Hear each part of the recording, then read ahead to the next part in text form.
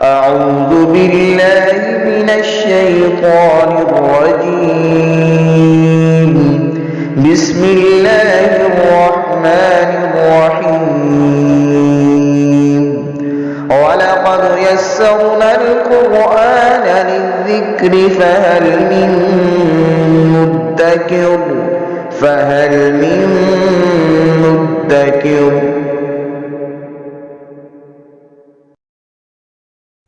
بسم اللہ الرحمن الرحیم.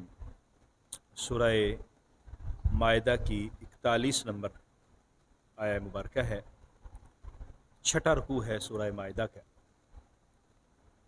اعوذ باللہ من الشیطان الرجیم. بسم اللہ الرحمن الرحیم. یا ایہا الرسول لا يحزنک الذین یسارعون فی الکفر من الذین قالوا آمنا بأفواہہم ولم تؤمن قلوبہم ومن الذین ہادوا سماعون للکذب سماعون لقوم آخرین لم یأتوک. یہاں دو خاص طور پر اقوام کا ذکر ہے. دو اقوام کا خاص طور پر، ایک منافقین کا اور ایک یہود کا. اصل میں منافقین زبان سے ایمان لا رہے تھے، زبان سے اقرار بھی کر رہے تھے، اور زبان سے اپنی محبت کا بھی اظہار کرتے اور نبی کریم صلی اللہ علیہ وسلم کے ساتھ ہونے کا اعلان بھی کرتے، لیکن دل سے وہ مومن نہیں تھے.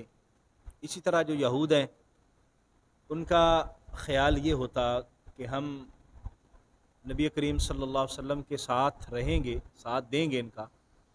ایک تو ہم اپنے مذہب پر قائم رہیں گے، اور دوسرا جو وہ تبدیلی کر چکے تھے مذہب، اصل تورات کے حکم کو وہ بدل چکے تھے، وہ چاہتے تھے کہ ہمیں اس میں کسی طرح کی کوئی بات نہ کی جائے اور ہم اس پر کاربند رہیں، اپنی مرضی کے احکام جو ہے وہ نافذ کروائیں، اپنی مرضی کے فیصلے کروائیں. لیکن ظاہر بات ہے نبی کریم صلی اللہ علیہ وآلہ وسلم کو یہ بات قبول نہیں تھی. آپ ہمیشہ حق بات فرماتے اور حق ہی کا فیصلہ فرماتے. لیکن جب دیکھتے کہ منافقین ہیں، اب زبان سے تو کلمہ پڑھ رہے ہیں، لیکن صورتحال یہ ہے کہ جب بھی ان کو موقع ملتا ہے دوبارہ کفر کی طرف واپس لوٹ جاتے ہیں. تو اس آیہ مقدسہ میں نبی کریم صلی اللہ علیہ وسلم کو اللہ تبارک و تعالی نے حوصلہ بھی دیا اور فرمایا کہ آپ غمزدہ نہ ہوں. یہ لوگ اصل میں مومن ہیں ہی نہیں، یہ بس زبان سے انہوں نے اپنے مفادات کے لیے کلمہ پڑھا ہے اور زبان سے صرف اقرار کر رہے ہیں، تصدیق قلبی ان کے پاس نہیں ہے. ایمان کی دولت تو دل کے ماننے کے ساتھ ہے نا جی، دل کا قبول کرنا ہی اصل میں ایمان ہے. زبان تو اس کے اظہار کا ایک ذریعہ ہے. تو دل میں ایمان نہ ہو اور زبان سے آدمی جو مرضی کہتا رہے، اس کی وہ حیثیت نہیں ہے. تو یہاں پر نبی کریم صلی اللہ علیہ وسلم کو حوصلہ دیا گیا. یا ایھا الرسول، اے رسول صلی اللہ علیہ وسلم، لا يحزنک الذین یسارعون فی الکفر، آپ کو غمزدہ نہ کریں وہ لوگ، الذین جو یسارعون فی الکفر، جو کفر میں بڑی تیزی کر رہے ہیں، کفر کے احکام ماننے میں یا ایمان لا کر دوبارہ واپس کفر میں جانے. من الذین، ان لوگوں میں سے، قالو، جنہوں نے کہا تھا، آمنا بافواہہم، جنہوں نے کہا تھا ہم ایمان لائے، اور کہا انہوں نے اپنے منہ سے، یعنی زبان کے ساتھ کہا تھا. ولم تؤمن قلوبہم، ان کے دل مومن نہیں تھے. وہ شروع دن سے ہی زبان سے کلمہ پڑھ رہے تھے، دل کا ایمان ان کے پاس تھا ہی نہیں. اور اب جب ان کو کفر دعوت دیتا ہے، کفر واپس بلاتا ہے، تو وہ بھاگ کے دوبارہ کفر میں واپس پلٹ جاتے ہیں. تو ان کے دل میں ایمان تھا ہی نہیں. اس لیے آپ ان کی اس صورتحال سے غم نہ کریں، آپ افسوس نہ کریں کہ یہ لوگ کفر میں واپس پلٹ جا رہے ہیں. اصل میں نبی رحمت صلی اللہ علیہ وسلم کی اللہ تبارک و تعالیٰ نے جس صفت کا قرآن میں بھی ذکر فرمایا نا، وہ حریص علیکم، بہت زیادہ حریص تھے حضور، کس پر؟ مخلوق خدا پر، بنی نوع انسان پر، کہ وہ مومن ہو جائیں، ایمان لے آئیں، تاکہ کہیں جہنم کا ایندھن نہ بنے۔ اور اہل ایمان پر بڑے رؤوف الرحیم تھے نبی کریم صلی اللہ علیہ وسلم۔ تو حضور علیہ الصلاۃ والسلام ہر وقت آپ کی یہی خواہش ہوتی کہ یہ شخص مومن ہو جائے، یہ شخص مومن ہو، اور جو مومن ہوتا خواہش ہوتی کہ یہ ایمان میں مزید پختہ ہو جائے، یہ مزید پختہ ہو جائے۔ اور جب آپ کسی شخص کو دیکھتے کہ وہ ایمان نہیں لا رہا تو آپ پھر بھی غمزدہ ہوتے کہ دیکھو میں ان کو ہدایت کے راستے کی طرف بلا رہا ہوں تو یہ پھر بھی ایمان کی طرف نہیں آ رہے ہیں۔ اور اگر کوئی شخص ایمان لا کر کوتاہی کرتا تو آپ غمزدہ ہوتے، آپ کو دکھ ہوتا کہ دیکھو یہ کلمہ پڑھ لیا ہے، کلمہ پڑھنے کے باوجود یہ پھر اس طرح کے کام کر رہا ہے۔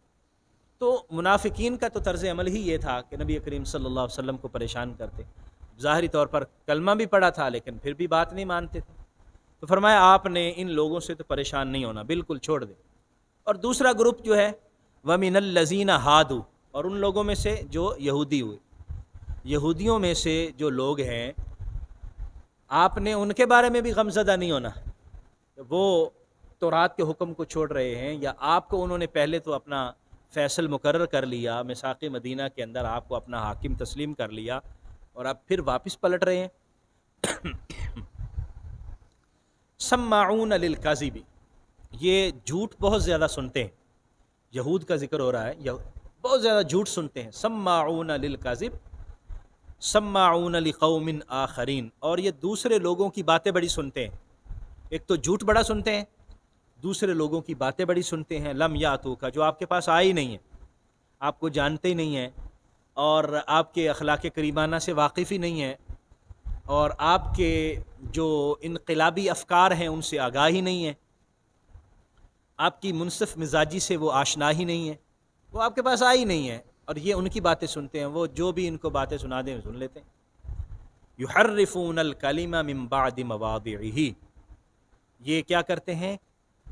اللہ کے کلام کو، کلمات کو تبدیل کر لیتے ہیں ان کی جگہوں سے، تحریف کرتے ہیں۔ من بعد مواضعہ، جو جگہ اس کی ہیں اس سے تبدیل کر کے دوسری جگہ لے جاتے ہیں۔ اب اللہ تبارک و تعالیٰ نے تورات میں بھی جو حکم نازل فرمایا تھا، مختلف سزاؤں کا تذکرہ کیا، اور خاص طور پر سنگسار کی سزا کا وہاں ذکر ہوا۔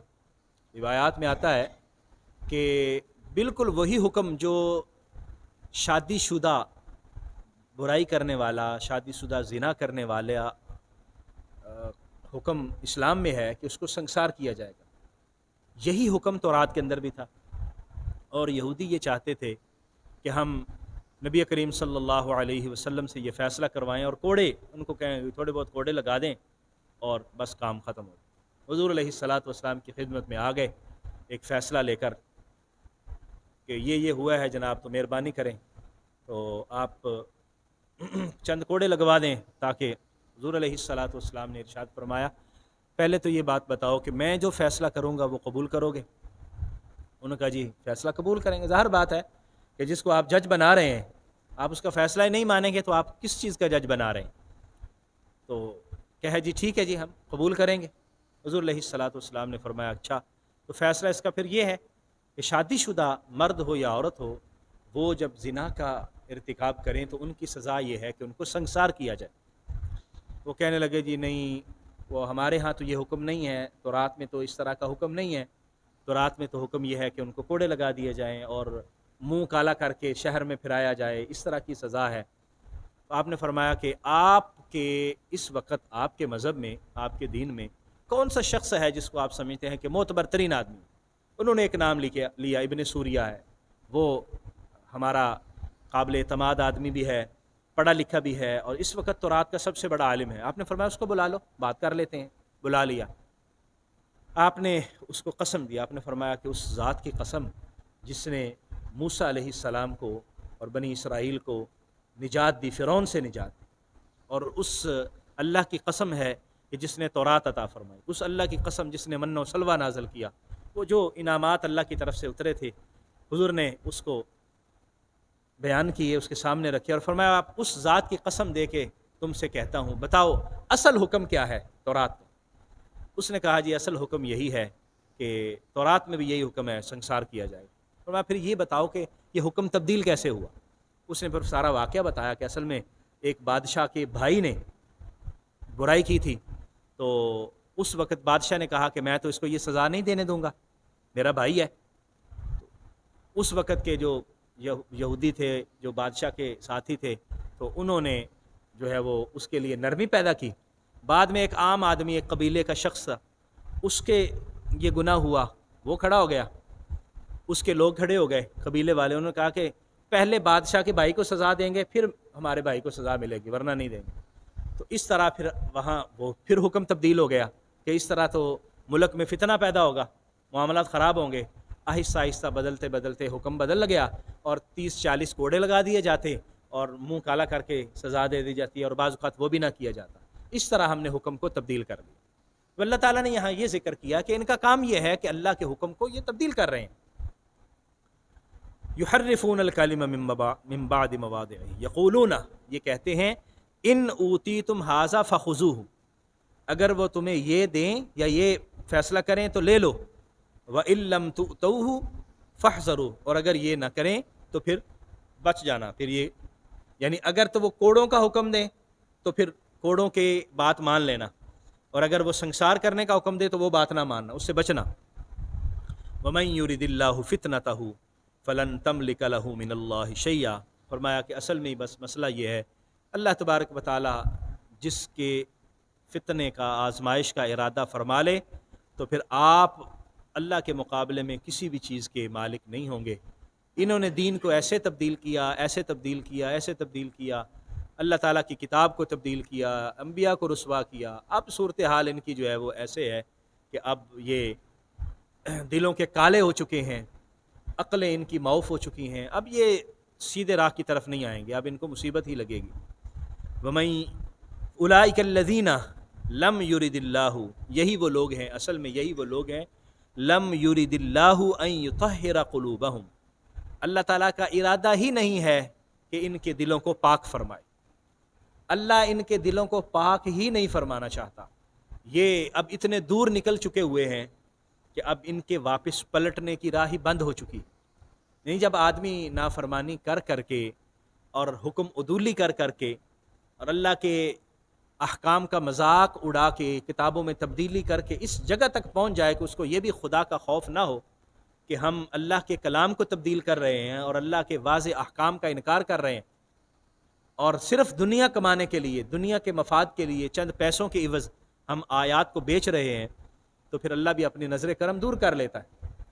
اللہ بھی نظر کرم ان پر نہیں فرماتا، اور پھر نتیجہ یہ نکلتا ہے کہ پھر دل بھی پاک نہیں ہوتے، پھر دلوں کا زنگ بھی نہیں اترتا۔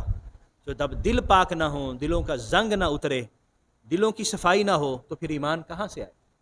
پھر اطاعت اور فرما برداری کا جذبہ کہاں پیدا ہو؟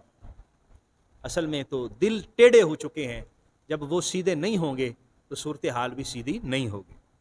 لہم فی الدنیا خزی، دنیا میں ان کے لیے رسوائی ہے، وَلَهُمْ فِي الْآخِرَةِ عَذَابٌ عَظِيمٌ، اور آخرت میں ان کے لیے بہت بڑا عذاب ہے، دنیا کی رسوائی بھی اور آخرت کا عذاب بھی۔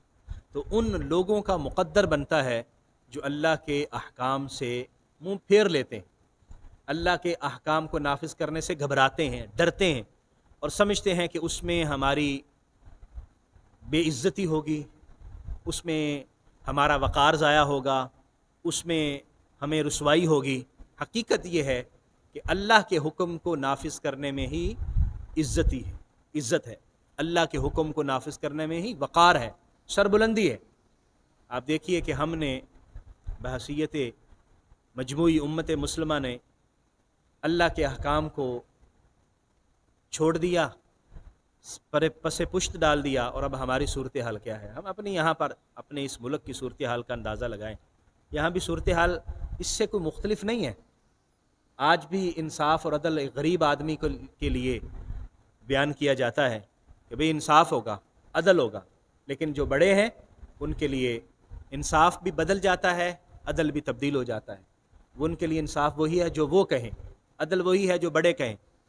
وہ پیسے میں بڑا ہے، وہ عہدے میں بڑا ہے، وہ شہرت میں بڑا ہے، اس کے لیے قاعدے، اصول، ضوابط سب تبدیل ہو جاتے ہیں، اور یہ کسی بھی قوم کے رسوا ہونے کی بہت بڑی نشانی ہے کہ جہاں پر نبی کریم صلی اللہ علیہ وسلم نے فرمایا تھا کہ جہاں پر کوئی چھوٹا آدمی وہ گناہ کرے تو اس کو سزا دی جائے، اور کوئی بڑا آدمی گناہ کرے اور قانون کی خلاف ورزی کرے اور اس کے لیے راہ نکالی جائے اور اس کو قانون سے بالا تر سمجھا جائے، اس کو استثناء دیا جائے، تو وہاں اس قوم کی رسوائی شروع ہو جاتی ہے اور ہلاکت شروع ہو جاتی ہے، اور یہی صورتحال ہمارے ساتھ۔ دعا فرمائیے اللہ کریم ہمیں نبی رحمت صلی اللہ علیہ وسلم کے بتائے ہوئے اصول اور ضوابط قرآن کی صورت میں اور حضور نے اپنے فرامین کی صورت میں جو ہمیں ارشاد فرمائے، ہمیں اپنی انفرادی زندگی میں، اجتماعی زندگی میں اور ملک میں بحیثیت اجتماعی عدلیہ میں ان اصول اور ضوابط اور قوانین کو نافذ کرنے کی توفیق عطا فرمائے۔ اسی میں ہی ہماری بقا ہے، اسی میں ہی ہماری بہتری ہے۔ اللہ کریم توفیق عطا فرمائے۔ آمین۔ وآخر دعوایا الحمد للہ رب العالمین۔